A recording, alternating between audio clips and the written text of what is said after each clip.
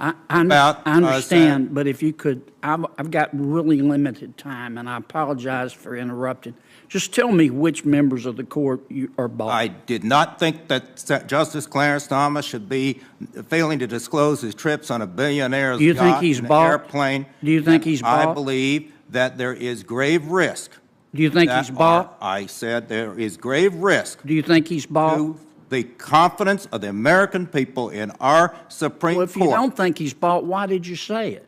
I said yes, you said members of the Supreme Court are bought. You're here testifying as an expert for my Democratic friends, and you're saying the members of the Supreme Court are bought? I said when the American people feel that way, when we have Supreme Court justices Do you feel that way? On yachts and in planes of billionaires and not being disclosed. Anybody besides Justice Thomas you think is bought on the Supreme Court? I believe that the court needs to clean Anybody up besides its Justice act. Thomas? Senator John Kennedy went head-to-head with Professor Richard Painter, a Democrat witness who clearly wasn't ready for the heat. I'm telling you, this wasn't just a disagreement, this was a full-on demolition. Hey everyone, welcome back to the channel. Senator John Kennedy goes full throttle in a brutal takedown of Democrat witness Professor Richard Painter during a tense Senate hearing. Watch as Kennedy demands straight answers, exposes hypocrisy, and dismantles the so-called expert who just can't seem to keep his story straight. Don't miss this must-watch moment in Washington. Let's dive in. Professor Painter, on May 5th of this year, you put out a tweet. You said, I'm going to quote, "There are some things money can't buy. For everything else, there's the Supreme Court." Would you tell me which members of the Supreme Court you believe are bought? I was particularly concerned at that point when I posted that tweet. I understand, but if you could, I've got really limited time, and I apologize for interrupting. Just tell me which members of the court you are bought. I did not think that Justice Clarence Thomas should be failing to disclose his trips on a billionaire's yacht and airplane. Do you think he's bought? I believe that there is grave risk. Do you think he's bought? I said there is grave risk. Do you think he's bought? To the confidence of the American people in our Supreme Court. Well, if you don't think he's bought, why did you say it? On September 17, 2020,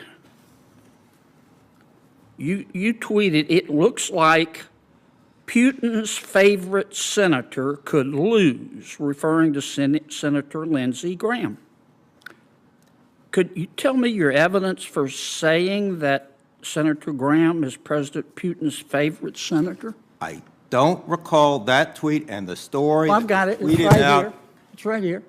I'm happy to look at the tweet, and I'm happy to write you, explain that. I don't know what that has to do with climate change. Well, it has to do with your credibility. Did you say, what is your basis for saying that Senator Graham is President Putin's? I mean, have you ever talked to President Putin? I have not talked to President Putin, and I would be happy to go look at the tweet and look at the story that I tweeted out and what Senator Graham had said in that context. You know, this is something you say all this stuff. For example, you're here as an expert for my Democratic friends, and you say all this stuff. You called on September 16, 2023, a professor at the University of Chicago, very distinguished professor, Brian Leiter. You called him a racist. Can you explain to me why you think he's a racist? I remember a series of tweets with him. He's a Marxist who put out a number of statements attacking African Americans and women. And he also was raising money for someone who had called the police on a black student for sleeping in the common room, and now has a wokekkk.com website attacking me. That's fair enough. So fair enough. I will just say one thing that I learned in high school debate, that when you have no argument, you simply change the subject. All right.